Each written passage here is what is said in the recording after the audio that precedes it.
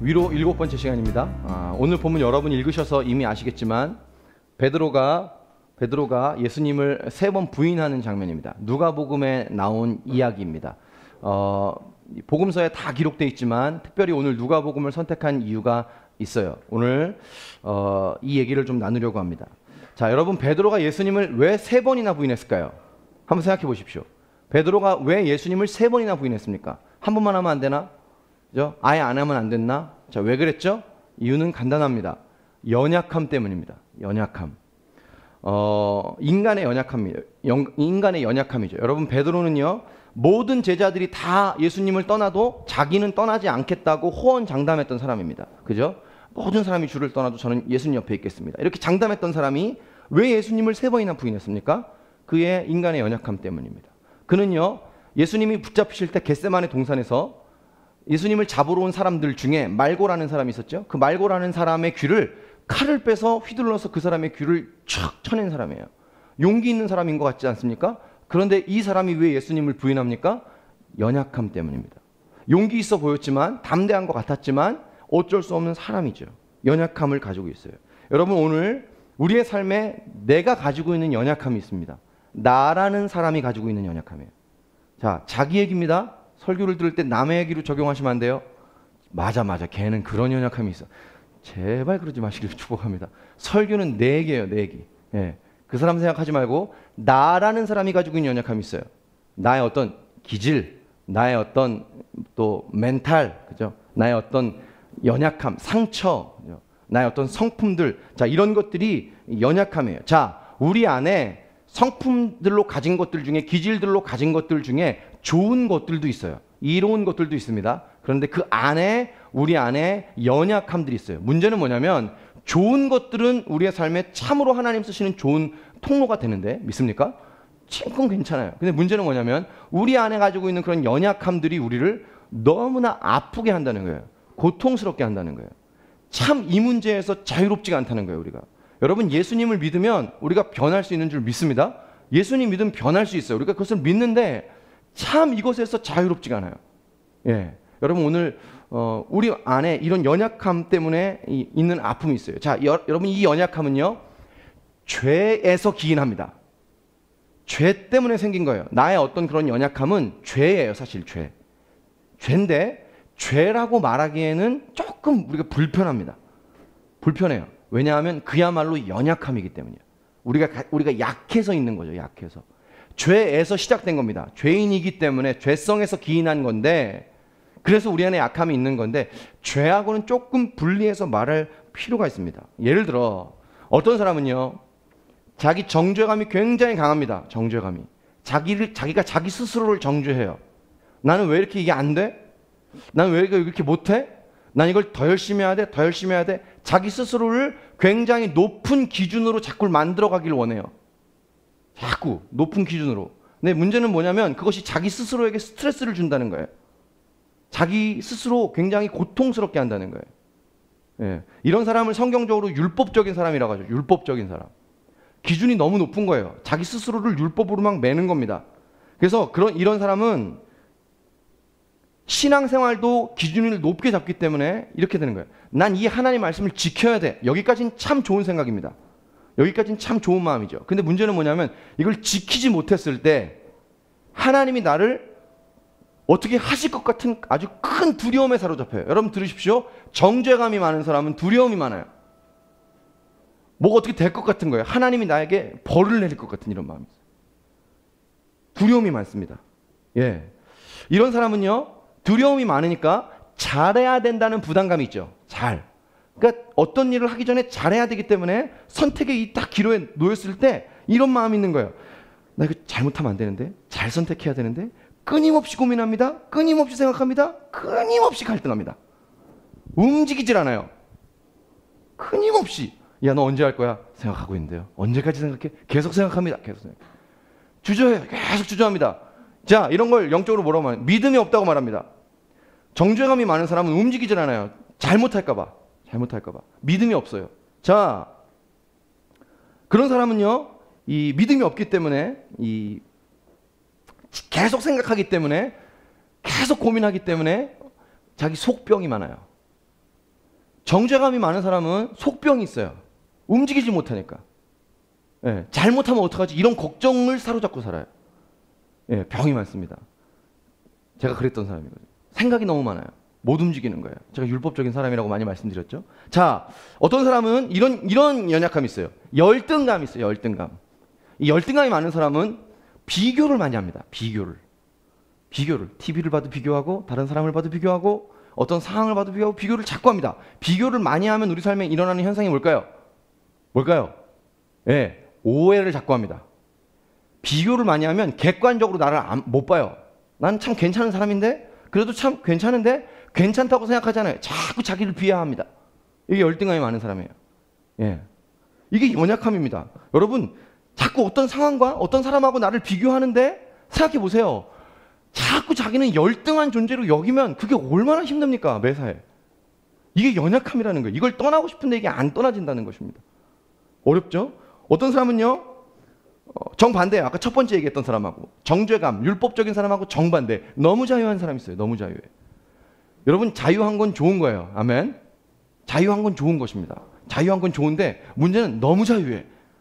너무 자유해. 그거 아십니까? 내가 자유하면 옆에 있는 사람이 피곤해요. 너무 자유하니까. 상황 생각 안 하고 조건 생각 안 하고 그냥 가거든요. 그럼 뒤에 있는 사람은 어떡합니까? 뒤치다거리 해야 됩니다. 뒤치다거리. 너무 자유한 사람이 있어요. 너무 자유해. 이러면 안 돼요. 옆에 있는 사람은 피곤합니다. 신앙생활도 마찬가지입니다. 자유한 사람은 옆에 있는 사람을 배려 안 하듯이 신앙생활도 마찬가지예요. 하나님을 배려 안 한다고 말하면 좀 웃기고 하나님을 고려를 잘 안 합니다. 너무 자유한 사람은. 내가 잘못을 했어요. 내가 이거는 하나님 앞에 옳지 않아요. 그럼 진중하게 돌아보고 나의 삶과 행위를 고쳐야 되겠다. 이런 진중한 이 고뇌와 생각과 회개를 한 번쯤은 해야 되는데 너무 자유한 사람은 어떡하냐? 에이, 용서하시지 뭐. 사랑하시잖아요. 그냥 넘어가요. 자, 하나님도 스트레스 받으실 것 같아. 그러다가 언제 깨달아요? 언제? 너무 자유하게 내 마음대로 살다가 내 뜻대로 살다가 어떤 일과 사건을 만나요. 그때 가슴이 덜컹합니다. 내 마음대로 살면 안 되는구나. 하나님을 경외하고 살아야 되는구나. 이 자유한 사람들은 하나님 경외하지 않거든요. 자, 이런 게 다 연약함입니다. 내가 그게 좀 난 그런 사람이구나 이걸 깨달아서 내가 그게 금방 변해서 내 삶이 좀 달라지면 그로 인해서 내 삶에 일어나는 아픈 일들이 안 생기면 참 좋겠는데 이런 것들이 우리의 삶을 떠나지 않는 거죠. 이런 것들을 연약함이라고 합니다. 자, 다 말할 수 없죠? 기질, 상처, 성품, 정신력, 멘탈 그 안에 장점도 있지만 우리를 아프게 하는 연약함도 반드시 있다는 거예요. 자, 기억하세요. 다시 나라는 사람의 연약함. 나라는 사람의 연약함이 있어요. 자, 그게 우리를 한 번씩 발목을 잡습니다. 자, 여러분, 우리가 다 자기 연약함이 있는데 그런 것들이 우리가 딱 쓰러지면 오는 마음이 있어요. 뭐죠? 다 알기 때문에 내가 또 그랬네. 한 번 실수한 건 괜찮은데 내가 그게 내 연약함이라는 걸 알고 있는데 자꾸만 거기서 반복해서 넘어지게 되면 내가 또 그랬네. 내가 왜 그랬지? 이게 이제 우리 마음을 너무나 아프게 한다는 거예요. 그래서 연약함이라고 하는 거예요. 자, 오늘 베드로가 왜 예수님을 3번 부인하고 넘어진 것입니까? 연약함 때문에. 자, 근데 여러분 소망은 무엇인가? 이렇게 자기 연약함으로 쓰러진 베드로를 예수님이 그냥 두시지 않았다는 거예요. 베드로를 위로해 주셨다는 거예요. 믿습니까? 자, 동일하게 여러분 오늘 우리의 삶에 내 연약함에 지친 분들이 있어요. 이게 참 안 바뀌니까. 참 변하지 않으니까 우리를 너무 지치게 합니다. 난 왜 이렇게 되는 거야? 난 왜 이렇게 안 변하지? 난 왜 이렇게 생긴 거지? 이런 마음도 있단 말이에요. 자, 이렇게 우리 연약함에 지친 우리를 예수님이 오늘 위로해 주신다고 말씀하세요. 자, 그러기 위해서 먼저 오늘 베드로의 이 본문에 나타난 베드로의 연약함이 뭔지 베드로의 연약함을 우리가 좀 먼저 살펴볼 필요가 있습니다. 제가 본문 읽지 않고 시간 관계상 쭉 설명할게요. 첫 번째는 뭐냐면요. 베드로의 연약함 첫 번째는 순간적인 것을 위해 영원한 것을 버렸다는 것입니다. 순간적인 것을 위해 영원한 것을 버렸다. 자, 감이 오기도 하고 안 오기도 하죠. 이게 무슨 말인가? 자, 베드로가요. 예수님이 잡혀서 신문 받으러 들어가시는데 멀찍이 뒤를 따라갑니다. 어떤 일이 있는가 궁금해 따라가는데 거기서 한 여자가 베드로에게 질문합니다. 너도 한 도당이지? 너도 한 패지? 이 상황이 몰려갑니다.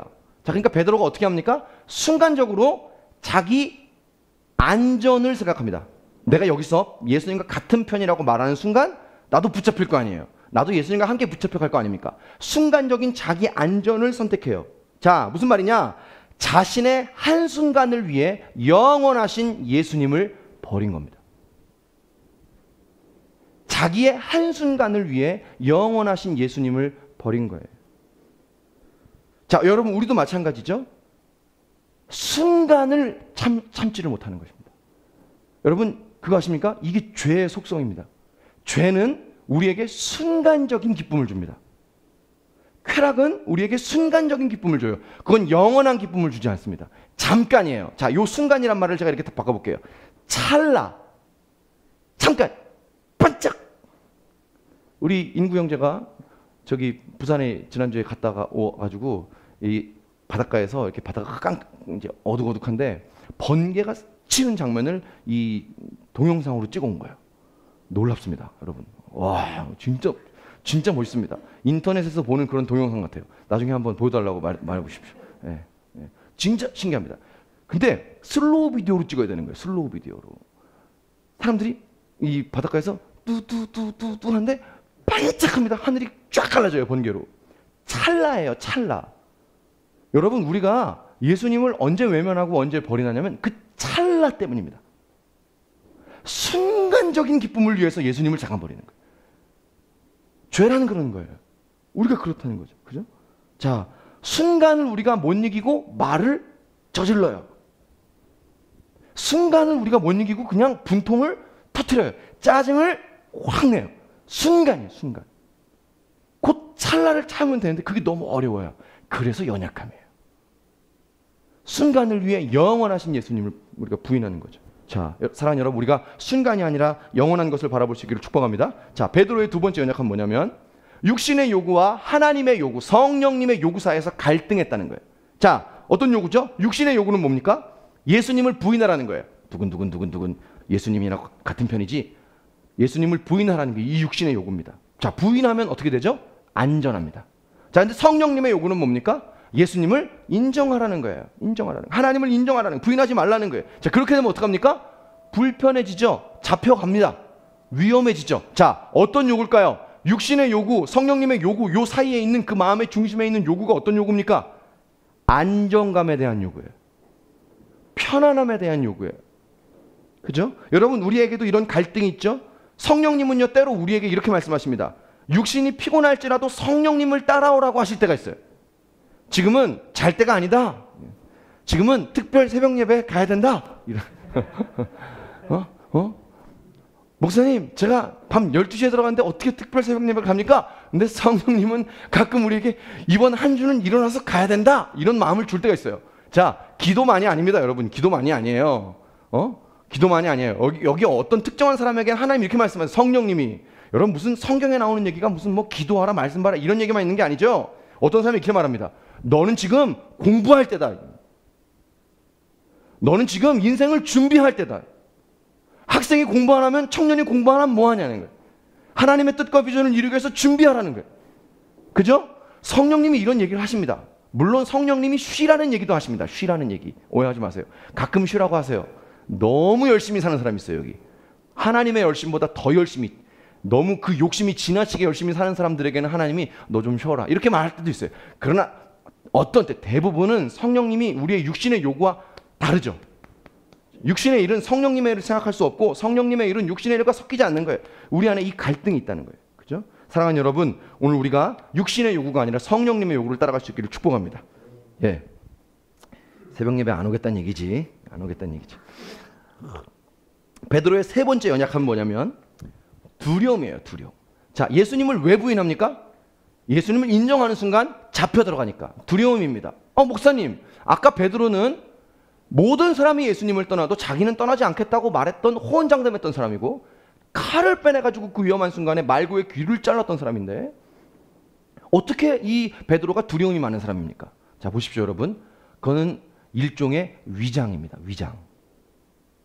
위장이에요. 칼을 빼내 들은 것은 성질이 급해서 그런 거예요. 이 성격 급한 것도 연약함입니다. 성격 급한 거. 이게 순간을 못 참는 거예요. 성격 급한 분들 오늘 성령님 만날 수 있게 축복합니다. 이것도 연약함이에요. 자, 이 베드로가요, 모든 사람이 예수님을 떠나도 나는 예수님 떠나지 않겠다. 이 호언장담하죠. 이게 왜 그러냐면 베드로가 두려움이 많기 때문에 더 일부러 강하게 이야기한 거예요. 여러분 그거 아세요? 말 세게 하는 사람들이 다 강하지 않습니다. 말을 강하게 하는 사람들이 그 성격도 강할 것 같죠? 그런 사람들도 있는데 말을 세게 하는 사람들은 이유가 있어요. 자기가 약한 것을 감추기 위해서 말을 세게 하는 사람도 있어요. 그죠? 베드로가 그런 사람이에요. 베드로는 진짜 두려움이 많은 사람이에요. 근데 자기가 두려움이 많으니까 그걸 어떻게 한 것입니까?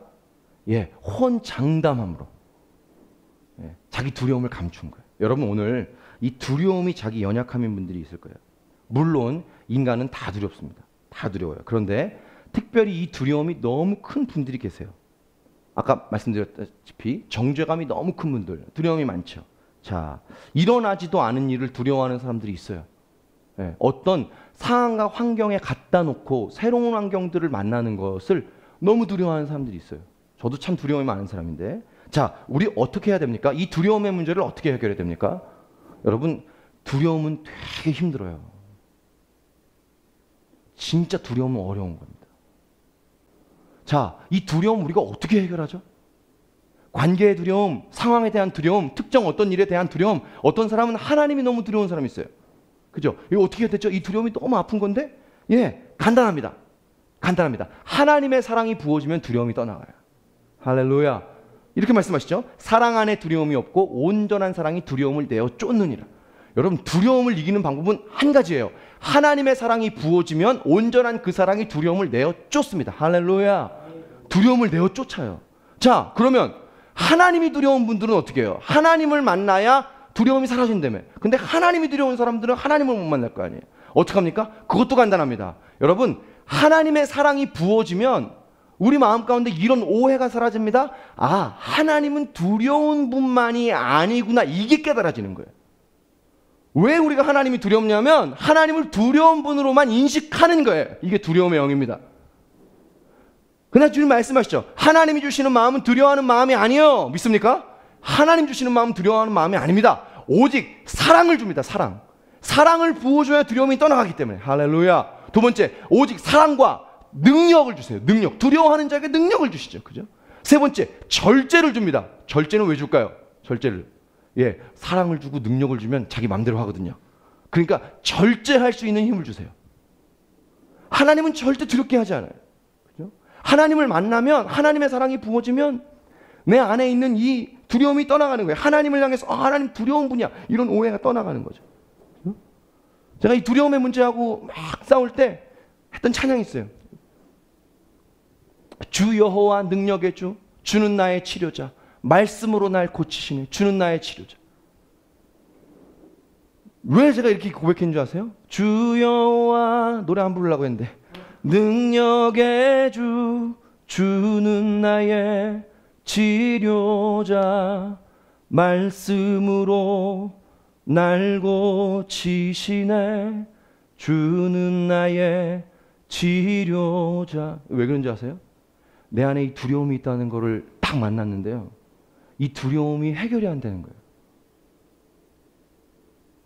내가 이걸 이길 수가 없는 거예요. 너무 무서운 거예요.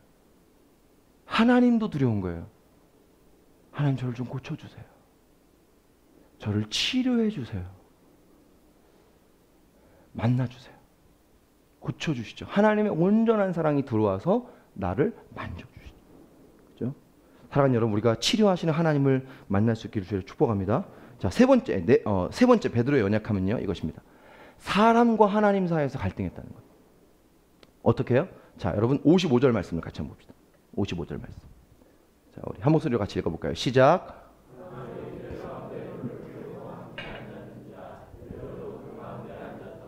자, 보여주세요.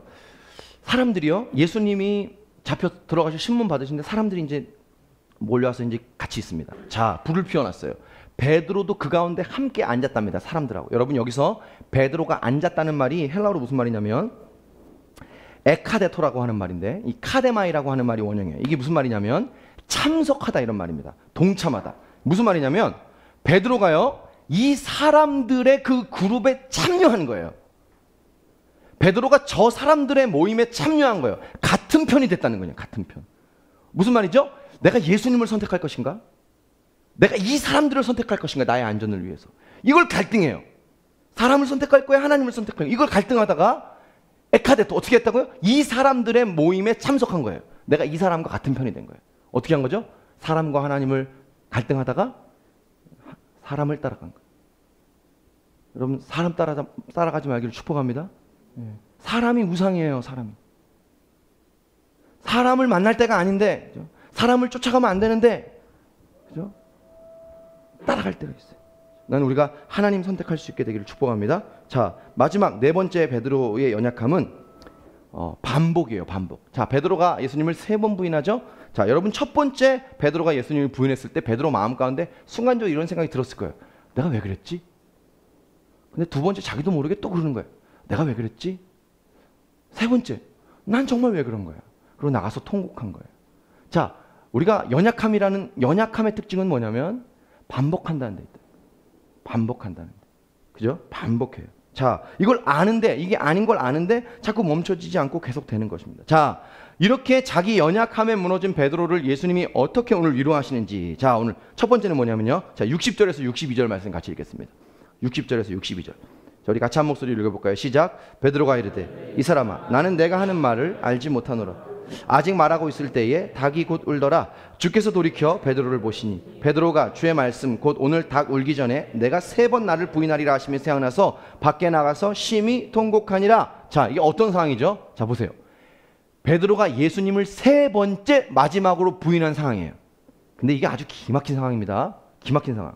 예수님을 3번째 나는 아니다 라고 부인하는 순간에 예수님이랑 눈이 마주친 거예요. 베드로가. 누가복음에만 있는 얘기입니다. 누가복음에만. 자, 나는 내가 하는 말을 알지 못하노라 하고 아직 말하고 있을 때 곧 닭이 울더라. 주께서 돌이켜 베드로를 보시니 나는 아니다 라고 말하는 순간 베드로의 눈과 예수님의 눈이 마주친 거예요. 이게 얼마나 드라마틱합니까? 왜 하필 첫 번째도 아니고 두 번째도 아니고 3번째 반복해서 예수님 아니라고 말했는데 눈이 마주친 거예요. 베드로의 마음이 어땠을까요? 아이고야, 내가 대체 무슨 짓을 한 거지? 자, 이때 여러분 베드로를 바라보시던 예수님의 눈빛을 우리가 봐야 되는 거예요. 이게 중요합니다. 자, 여러분 예수님이요 신문을 받으시고 막 이 얼굴에 많은 이 폭력을 당하셨을 거 아니에요. 그 눈과 얼굴이 다 퉁퉁 부은 눈으로 이 베드로를 싹 바라봅니다. 3번째 부인했을 때. 자, 여러분 이 눈빛이 어떤 눈빛이었을까요? 이런, 내가 지금 이러고 당하고 있는데 네가 나를 3번이나, 한 번도 아니고 3번이나 이런, 야 네가 사람하고 나 사이에서 사람을 선택해? 이런, 내가 너한테 가르쳐 준 게 없는데 이런 눈빛입니까? 절대 아니라는 것입니다. 절대 아니라는 거예요. 여러분 주께서 돌이켜 베드로를 보시니라고 하는 이 보셨다는 단어가 헬라어로 에네블렙센이라는 말이에요. 에네블렙센. 야, 이 말이 무슨 말이냐면 이런 말이에요. 뜨거운 애정을 가지고 바라보다, 이런 말. 너무나 감동스럽지 않습니까? 3번째 베드로가 예수님을 딱 부인하는 그 순간에 뜨거운 애정을 가지고 자기 연약함에 무너진, 죄에 무너진 예수님 부인한 그 아들을 예수님이 뜨거운 애정으로 지켜보신 거예요. 얼굴이 팅팅 부은 얼굴로. 얼마나 감동적입니까? 얼마나 눈물이 납니까? 에네블렙센, 뜨거운 애정으로. 마치 이런 눈빛이었던 것 같아요. 베드로야, 괜찮다. 내가 너 이해한다. 예수님 베드로를 어떻게 이해하시는 거냐면요, 나는 네 연약함을 이해한다는 겁니다. 이해한다. 너 두려워서 그렇게 말했지. 내가 알겠다. 너 이렇게 될까봐 내가 미리 얘기해 준 거야. 여러분, 예수님이 베드로가 3번 예수님 부인할 거 미리 얘기해 주시죠. 그죠? 미리 얘기해 준 거야. 이렇게 될 거 알고 너 너무 충격받지 말라고. 자, 오늘 우리가 누가복음 22장을 읽었는데 22장 요 앞에 보면 31절 32절을 보면요, 예수님이 미리 이 베드로에게 예수님 부인할 걸 예고하시는 장면이 나와요. 자, 우리 한번 볼까요? 31절 32절 제가 읽어볼게요. 시몬아 시몬아, 보라, 사탄이 너희를 밀가부르듯 하려고 요구하였으나. 이게 무슨 말일까요? 사탄이 너를 지금 공격하려고 그래. 지금 공격하려고. 어떻게? 네 연약함을 쳐서. 시몬아 시몬아, 어떻게? 네가 나를 부인하도록 사탄이 널 만들 거야. 공격할 거야. 자, 32절 보세요. 자, 그러나 내가 너를 위한 내 믿음이 떨어지지 않기를 기도하였느니 너는 돌이킨 후에 내 형제를 굳게 하라. 이 32절에 빠진 단어가 하나 있어요. 빠진 단어가, 의역을 하자면 이런 말입니다. 그러나 괜찮아. 내가 너를 위해 내 믿음이 떨어지지 않기를 기도하였으니까 너 아마 네 연약함에 무너질 거야. 나를 부인할 거야. 괜찮아. 너는 돌이킨 후에 내 형제를 굳게 하는 일에 다시 일어나게 되기를 바란다. 할렐루야. 예수님 이걸 얘기해 준 거예요. 미리. 예수님 뭘 이해하신 거죠? 넘어질 베드로를 미리 이해하신 거예요. 인간이기 때문에 부인할 수밖에 없다는 사실을 이해하신 거예요. 자, 그래서 오늘 쳐다볼 때도 정죄의 눈빛이 아니라 에네블렙센의 눈빛으로 쳐다보신 줄 믿습니다. 여러분 축복합니다. 예수님은요, 우리 연약함을 이해하세요. 정죄하지 않습니다. 정죄하지 않아요. 여러분 마태복음 26장에 보면 예수님이 십자가를 지시기 전에 제자들과 함께 겟세마네 동산에 올라가십니다. 그리고 예수님 마음이 너무 죽겠는 거예요. 이 십자가를 져야 되니까. 제자들에게 기도를 부탁하시죠. 여기서 나를 위해서 기도해라. 나는 저기 가서 기도하겠다. 예수님 멀리 떨어졌으니 기도하십니다. 그때 기도를 부탁하고 예수님이 갔다가 잠깐 기도하시고 오셨는데 제자들이 어떻게 합니까? 기도합니까? 안 합니까? 다 졸고 있어요. 다 꾸벅꾸벅 졸립니다. 네, 우리 졸린 분들 일어나라는 얘기예요. 자, 꾸벅꾸벅 졸아요. 자, 그때 예수님이 뭐라고 말씀하세요? 마태복음 26장 41절에 보면 이런 말이 나와요. 너희가 마음은 원이로되 육신이 약하도다. 여러분 이 말이 무슨 말일까요? 너희가 마음은 원인데 육신이 약하다. 도대체 네가 한시도 깨어있어 기도하지 못하는구나. 이런 말이 아닙니다. 너희가 마음으로는 기도하기를 원하지만 육신이 안 되지. 예수님은 육신의 연약함을 이해하셨다는 거예요. 그래서 예수님 또 가셔서 또 기도를 부탁하고 또 가시죠. 또 왔는데 또 자죠. 흔들어 깨웁니다. 또 갑니다. 왔어요. 이젠 됐다. 나 갈 때다. 육신의 연약함을 이해하십니다. 여러분 오늘 예수님은요 우리의 연약함을 이해하십니다. 히브리서 4장 15절에 이런 말씀이 있어요. 우리에게 있는 대제사장 예수 그리스도는 우리의 연약함을 동정하시는 분이다. 동정한다. 자, 옛날 성경 버전은 이걸 이렇게 말합니다. 우리의 대제사장 예수 그리스도는 우리의 연약함을 채울하지 않는다. 여러분 채울한다는 말이 무슨 말일까요? 정죄하지 않는다는 말입니다. 우리의 연약함을 이해하신다. 동정하신다. 자, 하나만 더 봅시다. 로마서 8장 3절에 이런 말씀이 있습니다. 잘 들어보세요. 율법이 육신이 연약하여 하지 못하는 것을 하나님은 하시나니. 믿습니까? 자, 한 번 더 제가. 율법이 육신이 연약하여 하지 못하는 것을 하나님은 하시나니. 이 로마서 8장 3절에 뭐가 있습니까? 이게 8장 3절의 초반절인데 이런 말이 있는 거예요. 율법은 우리가 율법을 지키고 살아야 돼. 말씀을 지키고 살아야 되는데 육신이 연약해서 하지 못하는 것을 하나님은 이해하세요. 이해. 안 되는 걸. 말씀을 지키고 살고 싶은데 안 돼요. 내 연약함을 이기고 살고 싶은데 나라는 사람의 약함을 이기고 싶은데 안 돼요. 그걸 하나님은 이해하신다는 거예요. 그죠? 오늘 베드로가요 예수님을 3번 부인한 걸 예수님 이해하신다는 거예요. 예수님 우리의 연약함을 이해하시는 줄 믿습니다. 자, 그런 건 좀 두 번째. 예수님은요 베드로의 연약함을 사랑하세요. 사랑하심으로 위로하십니다. 방금 베드로를 보는 눈빛이 에네블렙센, 애정어린 눈빛이라고 말씀을 드렸죠. 자, 무슨 말이냐? 3번째 자기 연약함으로 무너진 베드로를 예수님은 사랑해 주셨다는 거예요. 여러분, 우리가 내 연약함에 무너졌을 때 반드시 기억해야 되는 사실이 뭐냐면 하나님은 날 사랑한다는 사실입니다. 자, 여러분 이게 오늘 연약함에 무너진 여러분들을 위로하는 얘기긴 하지만 이게 무슨 유치한 얘기가 아닙니다. 자, 잘 들어보세요. 잘 들어보세요.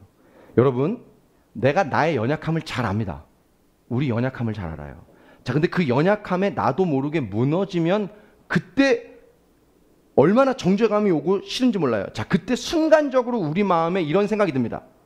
내 연약함에 반복적으로 무너졌을 때 이런 마음이 들어요. 지금 이 순간은 하나님이 날 사랑하는 것 같지 않아요. 여러분 이거 굉장히 현실적인 문제예요. 하나님이 날 사랑하는 걸 모릅니까? 압니다.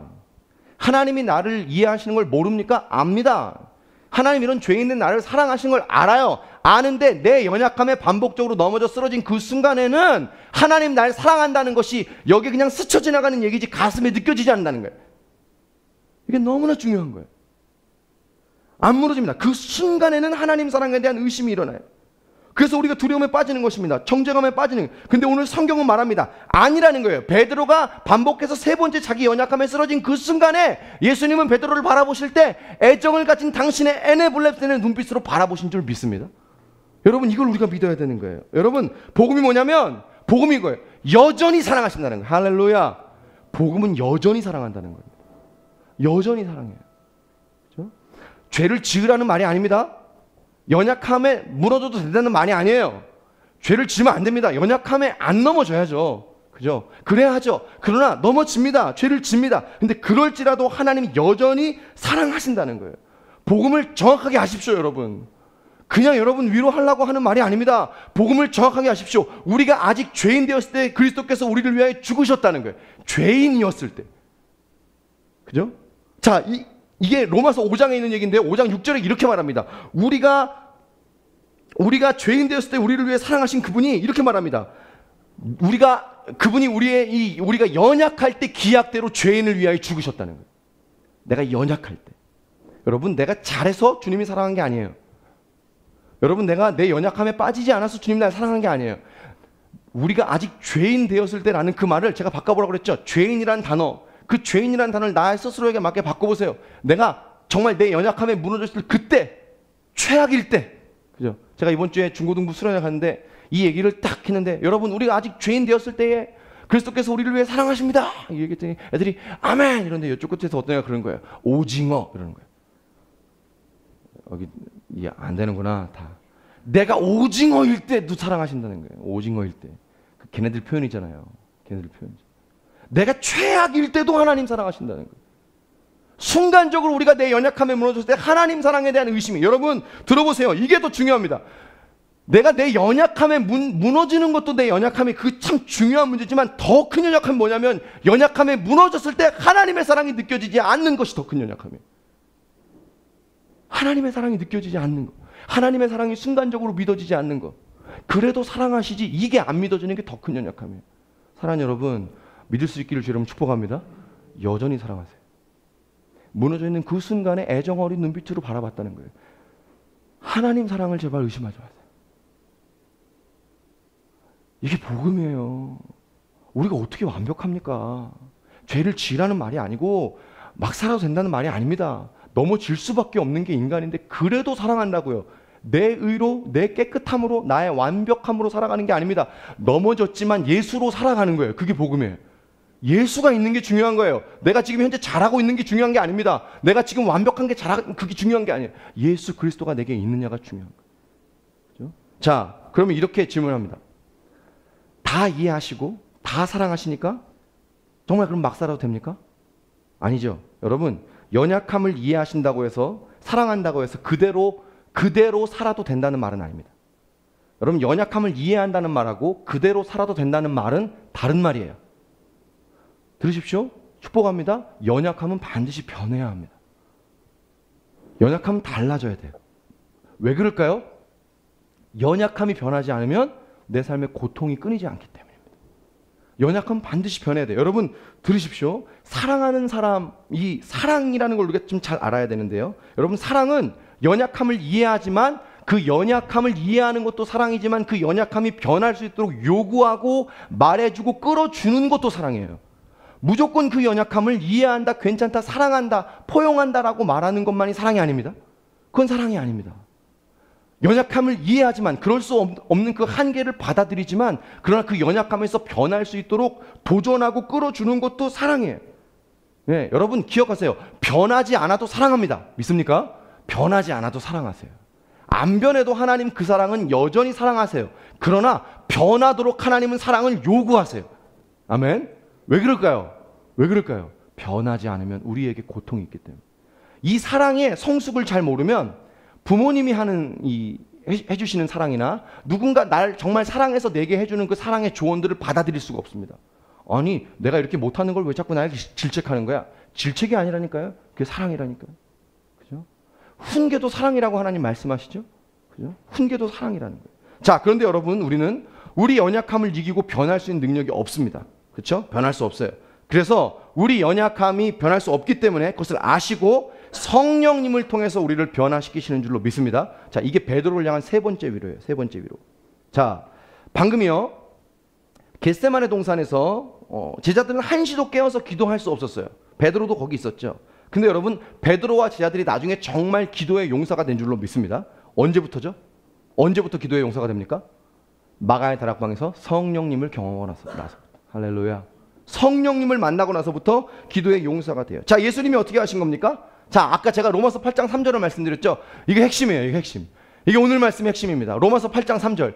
율법이 육신이 연약해서 할 수 없는 것을 하나님은 하실 수 있기 때문에, 우리가 내 연약함을 바꾸어서 변할 수 없는 것을 하나님은 하실 수 있기 때문에 성령님을 보내주신 거죠. 그 성령님을 만나니까 이들이 깨어서 기도하는 하나님의 사람들이 된 거예요. 자, 제가 아까 여러분 베드로는 두려움이 많은 사람이라고 말씀드렸죠. 두려움이 많아요. 자, 근데 베드로가 성령님을 만나고 나서 어떻게 변합니까? 어떻게 변하죠? 이렇게 변하죠. 3,000명 앞에 나가서 설교합니다. 여러분, 마가의 다락방에 왜 제자들이 120문도가 들어가서 기도한 줄 아세요? 예수님이 기도하라고 명령했습니까? 아닙니다. 두려워서 들어간 겁니다. 여러분, 예수님이요 승천하실 때 이렇게 말씀하시는 거예요. 너희는 온 유대와 사마리아 땅끝까지 내 복음의 증인이 되리라, 이렇게 말씀하시는데 그 말씀만 들으면 참 좋은데 너는 여기를 떠나지 말라는 거예요. 예수님 생각해 보세요. 지금 이 예루살렘에는 예수 믿는 사람들을 다 잡아서 가두는 이 지금 지명수배령이 내려진 상황이에요. 여기를 떠나고 싶고 도망가고 싶을 거 아닙니까? 근데 예수님 말하는 거예요. 여기를 떠나지 말라는 거예요. 약속하신 성령을 기다리라고 말했는데 그건 무슨 말인지 아직 잘 모르겠고 이해가 안 되고, 떠나지 말라는 거예요. 얼마나 두렵겠어요. 그래서 마가 다락방으로 올라간 거예요. 기도는 해야 되겠고 약속하신 성령은 기다려야 되겠고, 너무 두려운 거예요. 두려워서 들어간 거예요. 그렇게 베드로도 같이 들어간 거예요. 근데 성령님을 만난 거예요. 어떻게 됩니까? 그 두려웠던 유대인들 앞에 나와서 3,000명 앞에 설교하기 시작합니다. 5,000명 앞에 설교하기 시작합니다. 그들이 다 예수님께 돌아온 줄로 믿습니다. 어떻게 한 거죠? 두려움을 돌파한 것입니다. 자기 연약함을 이겨낸 것입니다. 어떻게 해요? 성령 하나님의 능력이에요. 할렐루야! 이게 성령님이에요. 이게 성령님. 여러분, 내 힘으로는 안 변합니다.